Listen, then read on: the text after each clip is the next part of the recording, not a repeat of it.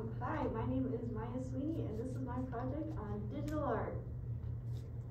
So, my driving question for this project was, how can I use Procreate to learn a new form of art media?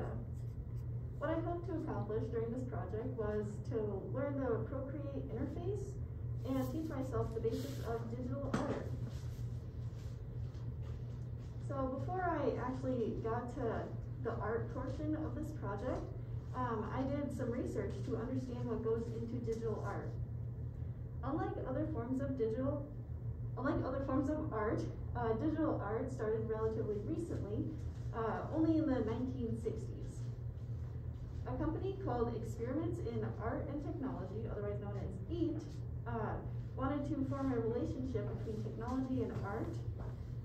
Art created, within this company, was more art made with different technological instruments rather than the digital art that we think of today.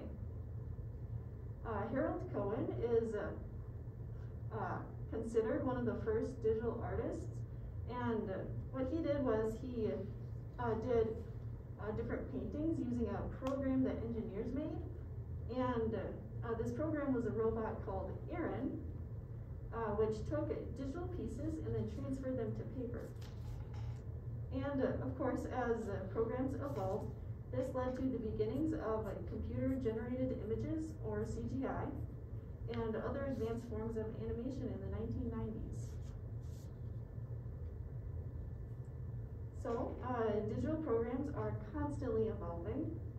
Companies are finding different ways to provide opportunities to artists and audiences.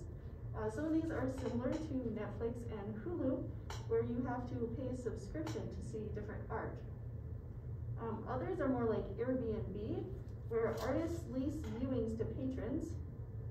Some of these companies are Black Dove and Now. Also, Dot Art is a company that is dedicated to providing opportunities to digital artists. They recently launched an initiative called Digital Twin, which basically just catalogs different art pieces and cultural pieces online. There are also sites that have been around for a while, but have been a way that artists have made money without the risk of new or unpopular sites. These ones are known as Etsy or Redbubble, which you may have heard of. And artists usually just advertise their work through social media. And as popularity increases, so will the way that artists will make a living. And like with everything else, digital art comes with its share of advantages and disadvantages. Some advantages are that it requires minimal equipment. All you really need are a device, charger, stylus, and your program. Most purchases last for years, which makes it less spendy than traditional art, which is a huge plus. Also, with digital art, you make very minimal mistakes since you have, your undue buy-in, which is really handy sometimes. And you can also make multiples very easily, which is great for selling your art. And you can explore different art forms and styles with little to no risk. Some disadvantages are because of the easy duplication. Art theft is very common, and so is violation of copyright laws, which isn't so great. Also, many people believe that digital art isn't real art because of the leniency of the programs, or they may think that it's too easy. Also, with digital art, artists may find themselves having art block, or they may feel unmotivated because of the overwhelming amount of things that you can do with all these programs. Now on to the fun part of my project. I was able to virtually tour the Dancing Bird Art Studio here in Cumberland. Jeff Heil showed me around the shop and the studio, and I got to see behind the scenes and learn more about the local artists that sell their work there. For a majority of my project, I just did a lot of experimenting and different art pieces with Procreate. I learned different textures through different texture studies. I created a still life. I attempted some perspective drawing, as well as I painted a heavy contrast image, landscape, and I made a book cover, and we'll see those shortly. Oh, for my texture studies, I mainly focused on clothing. So here, as you can see, my drawings are on the left, and then the images that I used for reference are on the right. So yeah, basically, I just wanted to challenge myself and try to get the texture right on the clothing. And the most difficult out of this was the leather jacket because of all the details and the colors. And overall, all three of these together took me 12 hours. So that was a fun portion of my life.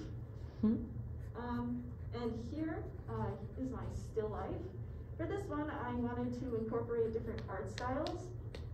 So for example, the orange is in a cartoonishy style. The bottle is more simplistic. And for the cup, I mainly just changed the colors. And for the background, I did color blocking, which is basically you lay down different tints and shades of a color just to get the feel right, and then you can add in details later if you want. And here's my 1-point perspective. I didn't use a reference image, so on the right you can see the interface of Procreate. And since I didn't use a reference, some of the proportions are off, I will admit that. So it was mainly just me guessing where everything went, but overall I think it turned out all right. And here is my heavy contrast image or portrait. This one I did color blocking just to get the shapes right, and then I added in details later. So this one was pretty fun. It was difficult getting the shapes right, but it turned out pretty similar, I would say. So yeah, also another difficult part of this was getting the eyelashes because they're so tiny and detailed, and that was a struggle for me. But now we have my favorite one, which is the landscape. I really like this one, but the most challenging part of this was getting the foreground right, like the bricks on the image. That was difficult, again, because of all the different little details and all the colors. But I am happy with this and how it turned out, and it is my favorite.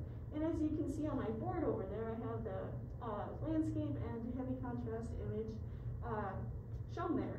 So, and finally we have my book cover. Again, I didn't use a reference image for this one, but if you can read the words on there that says The Curse of First Impressions, which is the title of the show that I wrote for the Drama Club production this year. So it is available on the Cumberland School District YouTube channel, so go check that out. I'd really appreciate it. And yeah, so in conclusion, although digital art is a relatively new form of media, it's an important part of self-expression for many artists of any level. And even though the software can be forgiven, it takes a long time to understand how it works and how best to utilize it. Creating art is one of my biggest hobbies, so I'm going to continue doing it to improve my skills and knowledge of different forms of art. Here are my sources. Thank you for listening.